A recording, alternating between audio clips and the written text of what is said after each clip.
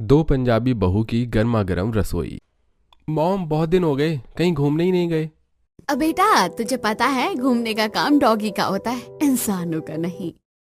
Mummy क्यों मजाक करती हो? मैं 27 और राहुल 25 का हो गया है। लेकिन मजाल है, कभी आपने चिंता अपनी के आगे हमें इस सिटी के बाहर जाने ही नहीं दिया। हर संडे पूरी रात घूमता तो है उस चिराग के साथ। तुम दोनों तो संडे की रात गायब रहते हो, और कैसे नहीं जाने दिया।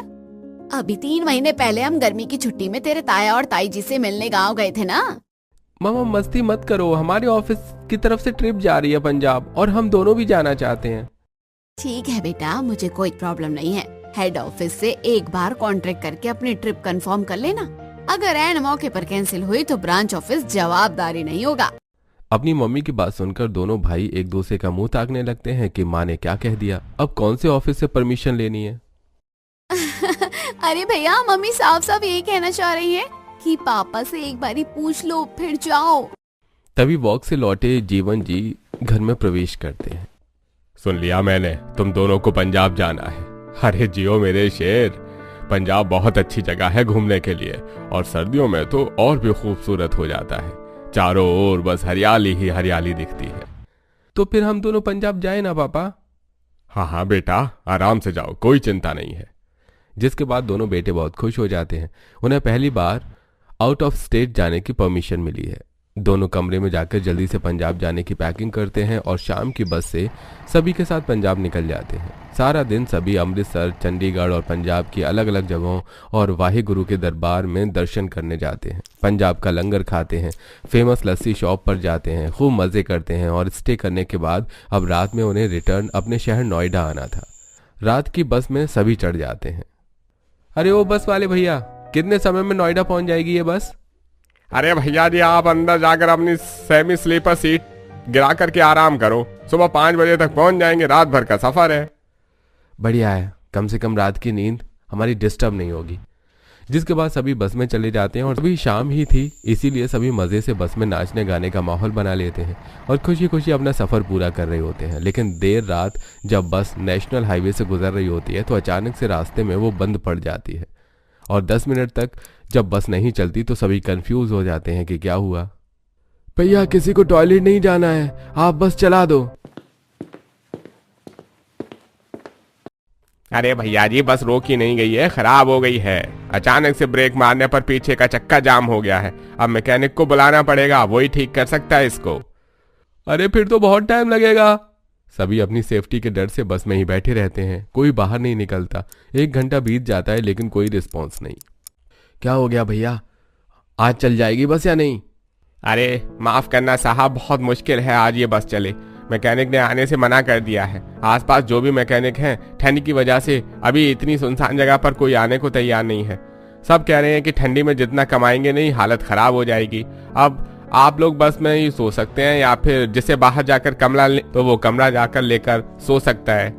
सभी बाहर जाते हैं, जहां दूर दूर तक कुछ नहीं था। बस नेशनल हाईवे के बगल में एक छोटा सा ढाबा था, जहां 2 लड़कियां आने जाने वाले लोगों को खाना खिला रही थी। तभी राहुल और विराज भी वहां जाते हैं और 2 चाय ऑर्डर करते हैं। ये लीजिए आपकी 2 चाय और बटर बन मक्खन। आप लोग अकेले ढाबा चला रही हैं? डर नहीं लगता यहाँ इतनी देर रात तक काम करने में? अरे ना जी, ये तो अपना घर है, अपनी जगह है, डर कैसा। और वैसे भी ये ढाबा मेरी बेजी चलांदी है। हम तो बस आज इतने काम कर रहे सी। वो क्या है ना, बेजी की तबीयत नरम गरम रहती है। गिन्नी की स्वीट बातें और भोलापन देखकर विराज उसे देखता ही रह जाता है। आप लोग मुसाफिर हो, इतने मुसाफिर ही आते हैं, इसलिए गल कर दी।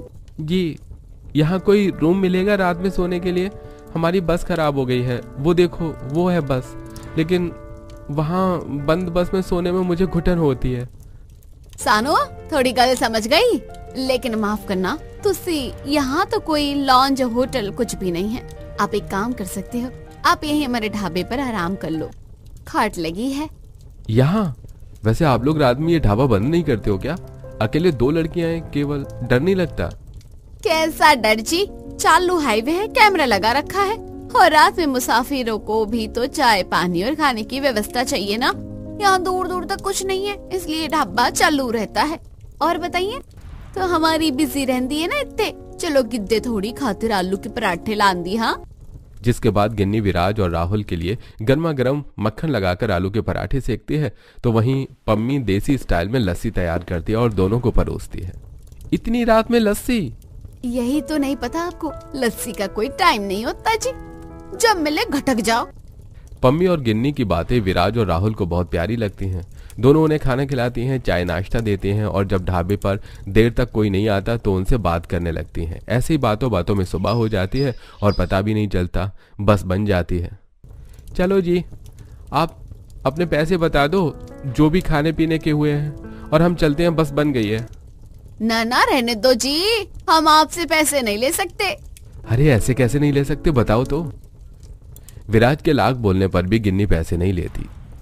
समझ लो उधार रहा। अभी तो आप नहीं ले रही हैं, लेकिन अगली बार हम ये उधार जरूर चुका देंगे। कभी मिले तो पैसे क्या, आपका फोन नंबर मिल सकता है, तभी तो उधारी कटेगी।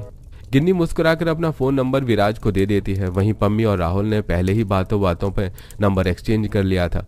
दोनों भाई बस में सवार होकर अपने घर आ जाते हैं, लेकिन जब से दोनों पंजाब की ट्रिप करके आए थे, दोनों अपने माता पिता और घर वालों से बात ही नहीं कर रहे थे। अरे मुझे लगता है मेरे दोनों अनमोल रतन पर किसी चुड़ैल का साया है। देखो ना कैसे ये लोग भूत बन गए हैं। जब से आए हैं कक्ष में रहते हैं, साथ में खाना तो छोड़ो, चाय नाश्ता तक नहीं कर रहे हैं। मम्मी, मुझे तो चुड़ैल का साया कम, भैया पर पंजाबन का साया लग रहा है। देखो ना, जब से भैया लोग पंजाब से आए हैं, बस फोन में लगे रहते हैं, वरना लैपटॉप ऑन करके हेडफोन लगाए रहते हैं। पक्का कोई तो लड़की है, चुप चोटी बहुत बोलती है। मैं बात करता हूँ दोनों से। जीवन जी अपने दोनों बेटों से बात करते हैं कि उन्हें क्या हो गया है, जब से आए हैं बोलते ही नहीं हैं। पापा, हमें ना 2 पंजाबी कुड़ी पसंद आ गई हैं और हम उनसे शादी करना चाहते हैं। हाँ पापा, वो बहुत ही प्यारी हैं। अरे कास्ट वाली नहीं है बेटा, ढूंढा तूने तो पंजाबी ही ढूंढा, बनिया लड़की ना मिली तुझे। देखा पापा, कहा था ना लड़की का ही चक्कर है। वैसे पापा, बनिया लड़के और पंजाबी लड़कियों की जोड़ी मस्त होती है। मत देखो जात पात, तोड़ दो ये जात पात की सलाखें और ला दो पंजाबी भाभी। तभी संगीता जी वहाँ आ जाती हैं। कौन है बेटा वो लड़की? ला, मैं भी बात करूंगी उसकी माँ से शादी के लिए। जिसके बाद दोनों बेटे पम्मी और गिन्नी का फोटो घर वालों को दिखाते हैं और सभी को पम्मी और गिन्नी बहुत पसंद आती है। जिसके बाद संगीता जी पम्मी और गिन्नी की बीजी को कॉल करके उनसे बात करती हैं और उन्हें भी शादी के लिए राजी कर लेती हैं। जिसके बाद दोनों परिवार मिलकर बच्चों का रोका करते हैं और शादी की डेट फिक्स करते हैं। कुछ दिनों बाद शादी का दिन भी आ जाता है। पम्मी और गिन्नी दुल्हन बनकर बहुत ही सुंदर लग रही थी। वो तैयार तो बनियों के हिसाब से हुई थी, लेकिन बालों में परांदे, हाथ में कालिरे और उनके गहने चूड़ी ये सब पंजाबी स्टाइल के थे, जिससे उन्हें देखकर कोई भी कह दे कि बनी पंजाबी ब्राइड है। जिसके बाद दोनों की शादी बड़े ही धूमधाम से होती है और पंजाबी बहुएं अपने ससुराल आ जाती हैं। और गृह प्रवेश के समय, अरे ये तुम्हारी बहुएं आधी पंजाबी क्यों लग रही हैं? हाँ, शादी में भी मैं कंफ्यूज थी, लेकिन खाने पर फोकस था तो ब्राइड मिल हो गई। ये पराठे और पंजाबियों जैसा कहना, ये बहू कहीं पंजाबी तो नहीं है? अरे गांव में ढोल बजे और हमारी पड़ोसने के खानों में भनक नहीं, सबको पता है बहन ये दोनों बहुएं पंजाबी हैं। ये दोनों लाड ले गए थे ना 1 महीने पहले पंजाब, तो कड़ी सेट करके लाए थे, अब शादी भी हो गई। माँ पड़ेगा अब बनियों में तो इंटरकास्ट का रिवाज नहीं है। ये पंजाबियों के कारण पता नहीं चाचा जी चाची जी को क्या हो गया है। सभी पड़ोसी इसी तरह की बातें करने लगे हैं। देखो भाई, जिसे मेरी बहू से दिक्कत है वो यहाँ से जा सकता है, लेकिन यहाँ खड़े होकर मेरी बहू की बुराई करो, ये मैं बर्दाश्त नहीं कर सकती हूँ, ठीक है? सास के बोलने पर सभी चुप हो जाते हैं और संगीता जी अपनी दोनों बहुओं का गृह प्रवेश करती हैं। जिसके बाद वो बहुओं को घर में ले आती हैं और धीरे धीरे सारे मेहमान चले जाते हैं और थकी हारी बहुएं भी आराम करने अपने कमरे में चली जाती हैं। वहीं अगले दिन सुबह पम्मी और गिन्नी दोनों जल्दी उठकर घर के सारे काम निपटा देते हैं और 6 बजे दूध वाले से दूध लेकर गिन्नी रसोई में लस्सी और बटर बनाने लगती है। वहीं गिन्नी रसोई में गैस पर आलू चढ़ा देती है। कुकर की सीटी की आवाज और ढेर सारी रसोई की खटपट सुनकर संगीता जी रसोई में बहुओं को देखकर हैरान हो जाती हैं। बहू, तुम दोनों यहाँ क्या कर रही हो? रहने तो बच्चे, इतनी सुबह कौन काम करता है? मम्मी जी, ये तो हमारा फर्ज है, तो उससे अब चिंता ना करो, हम आपकी रसोई अच्छे से संभाल लेंगे। आज हमारी पहली रसोई है और पहली रसोई सुबह सुबह की शुभ होती है ना मम्मी जी, इसलिए हमने सोचा आज हम जल्दी से आप लोगों के लिए बढ़िया गरम गरम नाश्ता बनाएं। सभी जब फ्रेश होंगे हमारा नाश्ता तैयार हो जाएगा। बहुओं का ये जोश देखकर पम्मी जी बहुत ही ज्यादा खुश हो जाती हैं, जिसके बाद वो फ्रेश होने चली जाती हैं। वहीं दोनों बहुएं अपनी पहली रसोई के दिन सुबह सुबह सभी के लिए आलू और गोभी के पराठे बनाती हैं। साथ में समोसे, कचौड़ी, जलेबी और केसर लस्सी और सारा खाना टेबल पर लगा देती हैं। बहुओं के खाने की खुशबू से पूरा घर महक गया था और सभी जल्दी से तैयार होकर डाइनिंग टेबल पर आते हैं।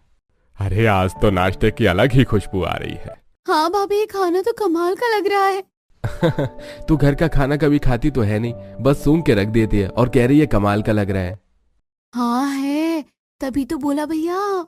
बहुएं सभी के प्लेट में नाश्ता परोसती हैं और सभी चाव से खाते हैं। और सानवी, जो कभी घर में न खाना खाती न नाश्ता करती थी, आज वो भी घर में खाना खाती है और मांग मांग कर खाती है। ये देखकर सभी हैरान थे। वाह भाभी, ये मक्खन लगाकर कितने करारे पराठे बना दिए हैं। भाभी की दीवानी, जब मैं बनाती हूँ तो मेरे हाथ का खाना तो तुझे बिल्कुल पसंद नहीं आता और भाभी के हाथ के पराठे मांग मांग कर खाए जा रही है। हाँ, सादा सादा आलू भर के सेक देती हो। देखो भाभी ने हाथ के बनाए मक्खन से पराठा बनाया है। ये तो किसी भी पंजाबी रेस्टोरेंट को बीट कर सकता है, इतना जायकादार है। माँ रहने दो इसे, कुछ मत कहो। इतने दिनों बाद इसने घर का खाना खाया है, वो भी बिना फोर्स के, बहुत ही बड़ी बात है। घर में सभी बहू के हाथ के बनाए पराठे मक्खन में डुबोकर चाव से खाते हैं। बेटा, मक्खन और पराठे का कॉन्सेप्ट तो समझ आता है, लेकिन इतनी ठंडी में लस्सी बनाई हो, तबीयत खराब हो जाएगी। पापा जी, संडे हो या मंडे, ठंडी हो या गर्मी, हमें हमेशा लस्सी पीनी चाहिए। नहीं होगी सर्दी, शरीर में ताजगी बनी रहेगी। आप पी कर तो देखो।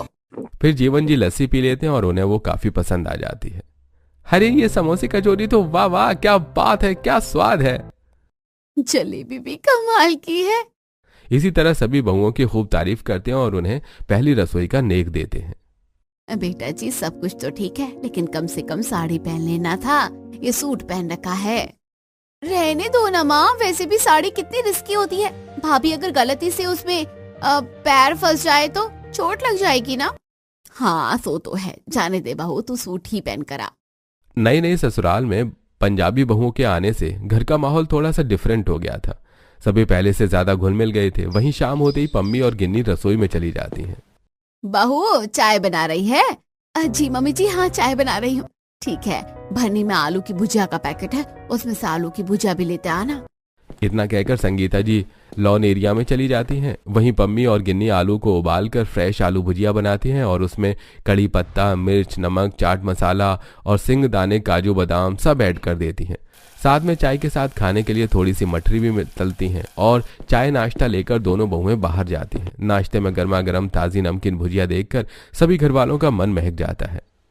बेटा, इतनी मेहनत क्यों करनी थी, भरनी में रख देती, भुजिया ले आते। माँ जी, दुकानों वाली भुजिया बहुत दिनों की होती है, उससे आपकी तबीयत खराब हो सकती है, पेट में गैस बन सकती है और तरह तरह की बीमारियां हो सकती है। ताजा खाना ही हेल्दी होता है, कुछ भी हो। सभी को बहुओं की बात अच्छी लगती है। पूरा परिवार बैठकर चाय नाश्ता करता है और ताई भुजिया की खुशबू सूंघकर सानवी भी चाय पीने आती है।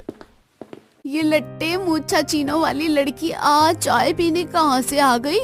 साथ में ये भुजिया भी खा रही है। मुझे घर की भुजिया कब से पसंद आने लगी। ऐसा लग रहा है कि आप लोगों ने मुझे लाइफ में पहली बार खाते हुए देखा है। अरे भाभी के हाथ का स्वाद जैसे रेस्टोरेंट का खाना हो, इसलिए तो मैं खा रही हूँ, वरना मुझे कहाँ घर का खाना पसंद है। फिर सनवी पूरे प्लेट की आलू भुजिया खा जाती है और एक्स्ट्रा कप वाली चाय भी पी जाती है। सभी हंसने लगते हैं और मजे से शाम का स्नैक्स करते हैं। ऐसे ही कुछ दिन बीत जाते हैं। दोनों पंजाबी बहुएं अपने ससुराल में बढ़िया बढ़िया खाना बनाकर सभी को खिला रही थी। उनका बनाया हुआ खाना काफी जायकेदार होता, जिसे घर वाले बड़ी चाव से खाते। वहीं एक दिन बहुएं खाना बनाकर टेबल पर लगा देती हैं। ये क्या दाल मखनी है, जीरा राइस है और मशरूम टिक्का और पनीर बटर मसाला बना है। वाह वाह वाह, बहु मजा आ जाएगा आज। लेकिन ये क्या रोटियां तो है ही नहीं। पापा जी, जायकादार गरम गरम खाना फुल्की के साथ अच्छा लगता है, रोटियां तो बासी हो जाती हैं। मैं अभी गर्मा गर्म फुल्के सेक कर ला रही हूँ।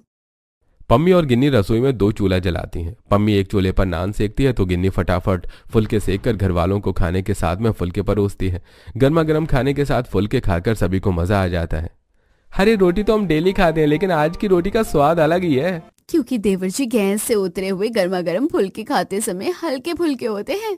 गिन्नी के पंजाबी जोक पर सभी हंसने लगते हैं और बड़े ही चाव से खाना खाते हैं। जहां सभी 2 रोटी खाते थे, वो आज 5-6 फुल्के साथ में 2-3 नान खा जाते हैं और पता भी नहीं चलता। भाभी मुझे तो एक रोटी से ज्यादा खाने का मन ही नहीं करता। आज 5 रोटी खा चुकी हूँ। मेरी पंजाबी बहुओं ने सभी को लाइन पर ला दिया है। वैसे कुछ भी कहो, इनके हाथ का खाना तो होटल जायकेदार है। ऐसे ही कुछ दिन बीत जाते हैं और गांव से संगीता जी की चाची सास घर आती हैं। क्यों रे संगीता बहू, बहू ले आई और खबर तक नहीं की? नहीं चाची, ऐसा नहीं है। गुड्डू भैया से कहा था शादी में आने को, गाड़ी भी भिजवाई थी, लेकिन गुड्डू भैया के मन में जाने कौन सा गुस्सा है, वो आए नहीं और आपको बताया भी नहीं। उससे तो मेरी भी बोलचाल नहीं है। मेरा सगा बेटा होकर मुझे पराया कर दिया। अकेले बनाती खाती थी। जब जीतू ने फोन किया, जीतू को पता चला तो तुरंत लेने पहुंच गया। अच्छा किया चाची जी जो आए। देखो तो कितनी दुबली पतली हो गई चाची। एक टाइम बनाती हूँ, 2 टाइम खाती हूँ, कोई केयर करने वाला नहीं है। ऊपर से बूढ़ी हो गई हूँ।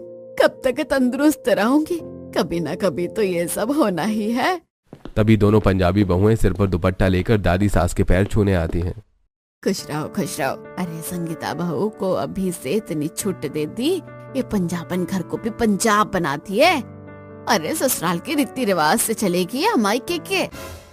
चाची अब जिसमें वो कंफर्ट है वही पहनने दो तो ठीक है ना। वैसे तो जमाने के हिसाब से बहुएं कम ही हैं, वरना लोगों की बहुएं मिन्नी और जींस न जाने क्या क्या पहन पहन कर घूमती हैं। संगीता की बात सुनकर सुमित्रा जी चिढ़ हो जाती हैं। सुमित्रा जी को बहू के रंग में दिक्कत नहीं थी, लेकिन उन्हें बहुओं के पंजाबी होने से दिक्कत थी, जिस कारण जब से सुमित्रा जी घर में आई थी तब से ही वो पंजाबी बहुओं के काम में नाक अड़ाई रहीं और हर बात पर उन्हें ताना देती। ऐसी कुछ समय बीत जाता है और बूढ़ी सुमित्रा जी जो पहले से बीमार थी और तबीयत खराब हो जाती है।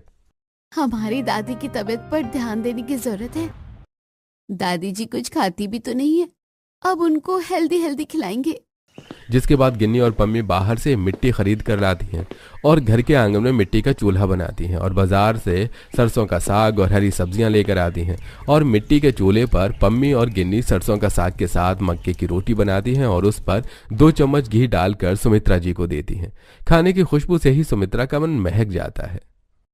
पोता बहू, वैसे तो मेरा कुछ खाने का मन ही नहीं करता, लेकिन तुम दोनों के पंजाबी रसोई के खाने की महक से ही मन खुश हो गया। कितनी बढ़िया खुशबू आ रही है इस सरसों के साग और मक्के की रोटी से। दादी अभी तुझसे ये खा लो, हम शाम में बहुओं की दाल और बाजरे की रोटी साथ में चुन्नी के पराठे खिलाएंगे आपको। देसी खाने के नाम से ही सुमित्रा जी खुश हो जाती हैं। ठंड में रजाई में घुसकर सुमित्रा जी बिस्तर पर ही खाना खाती हैं और बहुएं बिस्तर पर ही उन्हें हर चीज लाकर देती हैं ताकि दादी को किसी चीज की दिक्कत ना हो। वहीं शाम में फिर से बहुएं चूल्हे पर खाना बनाती हैं और डिनर में बाजरे की रोटी, चुन्नी के पराठे और मठुए की दाल और उसमें ढेर सारा घी देखकर दादी खुश हो जाती हैं और वो जल्दी जल्दी सारा खाना खा लेती हैं। अब दोनों पंजाबी बहुएं ऐसे ही अपनी रसोई में हेल्दी और टेस्टी खाना बनाती हैं। कभी दादी को टमाटो सूप बनाकर देती तो कभी जिंजर गार्लिक पराठा बनाकर खिलाती। दोनों पंजाबी बहुएं हमेशा हेल्दी खाना बनाकर सबको खिलाती और घी और मक्खन भर भर कर इस्तेमाल करती, जिससे कुछ ही दिनों में दादी की तबीयत ठीक हो जाती है। और एक दिन बहू मानना पड़ेगा, तेरी बहू तो कमाल की है। मैंने सोचा पंजाब ने बड़ी बेकार होंगी, कुछ आता नहीं होगा, लेकिन ये तो बड़ी गुणी बहुएं हैं और रसोई में तो इतने निपुण हैं जैसे हाथों में माता अन्नपूर्णा का निवास हो। चलो अब आपके रूटीन चेकअप का दिन है। माँ जी बाहर बहुत ठंड है, आप मत जाओ, मैं जाऊंगी दादी के साथ। ठीक है बहू। पम्मी ये ले, इस थर्मस में काढ़ा भर कर ले आ। बाहर ठंड है ना, जब दादी को खांसी आए या बहुत ठंड लगी तो ये दे देना, एनर्जी आएगी। ठीक है दीदी, मैं दे दूंगी। जिसके बाद पम्मी दादी को रूटीन चेकअप के लिए लेकर जाती हैं। देखिए सुमित्रा जी, आप तो पहले से ही काफी फिट हो गई हैं। शुगर, बीपी, कोलेस्ट्रॉल सब नॉर्मल है। लगता है इनकी डाइट पर अच्छा ध्यान दिया गया है। जी डॉक्टर साहब। अगर ऐसे ही इनकी देखरेख की गई तो कुछ ही दिनों में ये बिल्कुल ठीक हो जाएंगी। ठीक है, मैं ध्यान रखूंगी। जिसके बाद डॉक्टर पम्मी को दादी की दवाई के बारे में बताता है और पम्मी दादी को लेकर घर आ जाती है। अरे संगीता, तेरी बहुएं भले ही जात वाली नहीं है, लेकिन किसी से कम नहीं है, मानना पड़ेगा। अरे डॉक्टर से यूं अंग्रेजी में पिटर पिटर बता रही थी और डॉक्टर ने खूब तारीफ की। बहू क्या कह रहा था डॉक्टर? कि अभी दादी को और अच्छे से खिलाओ और उनकी सेवा करो, अभी तो आधी बीमारी दूर हुई है। सभी खुश हो जाते हैं कि सुमित्रा जी की तबीयत में सुधार था। सुमित्रा कहने को संगीता की चाची सास थी, लेकिन जब से संगीता की सास का देहांत हुआ था, सुमित्रा जी ने संगीता और जीवन की माँ का प्यार दिया था। कुछ दिन ऐसे ही बीत जाते हैं और पंजाबी बहुएं अब घर में और भी बढ़िया हेल्दी और जायकेदार खाना बनाती हैं। अरे मम्मी बहू, ये मिक्स दाल कितनी स्वादिष्ट है। अरे तुम लोगों ने इतना बढ़िया खाना कहाँ से बनाना सीख लिया? अपनी बीजी से दादी। बीजी के हाथों का स्वाद, वाह, एकदम अमृत जैसा खाना बनाती है बीजी। पहले तो मुझे ये पंजाबन बिल्कुल पसंद नहीं थी, लेकिन मेरे पोते की पसंद कमाल की है।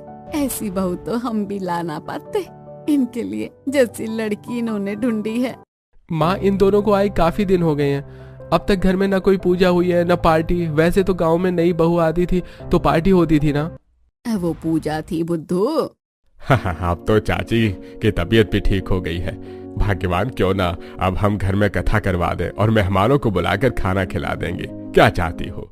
हाँ जी, ये ठीक रहेगा। और इसी बहाने बहुएं अपनी बुआ, मौसी, चाची और बाकी सास से भी मिल लेंगी। चंगा सी। लेकिन माँ जी, बस दूध ज्यादा मंगाना, लस्सी के बिना मजा नहीं आएगा। चिंता ना कर बहू, तबेले वाले को पहले से ही बोल दूंगी कि दूध ज्यादा देगा। कुछ दिनों बाद संगीता जी घर पर पूजा रखवाती हैं। माँ, हलवाई को बोल दो ना, आके खाना बना देगा। हाँ बेटा, 50 से ज्यादा लोगों का खाना है, हलवाई रहेगा तो ठीक है। ठीक है, मैं अभी हलवाई को फोन लगाकर कह देता हूँ। जिसके बाद विराज हलवाई को फोन लगाने लगता है कि तभी जीत जी, तुझसे हलवाई रहने दो, 80 मिलकर कर लेंगे। अरे भाभी, 80 मेहमान आएंगे तो उनमें काम करवा लोगी? ना जी, 80 मतलब मैं और पम्मी मिलकर कर लेंगे। वैसे भी हम दोनों तो लंगर में 500 लोगों का खाना अकेले बनाते थे। 5000 रोटियां दिन की अकेले बेलते थे। बेटा जी, बड़ी मेहनत हो, मानना पड़ेगा भाई। भले ही हमने बिरादरी की बहू नहीं ली, लेकिन बहुएं बिरादरी वाली से ज्यादा अच्छी मिली है, सौभाग्य। जिसके बाद राहुल और विराज एक दिन पहले ही राशन का सारा सामान ले आते हैं और दोनों बहुएं मिलकर रात में ही सब्जी काट कर फ्रिज में रख देती हैं। आटा चाल कर, चावल बीन कर, ड्राई फ्रूट कट करके हर चीज़ का इंतज़ाम करके रखती हैं, जिससे हर मौके पर उन्हें किसी चीज़ की परेशानी न हो।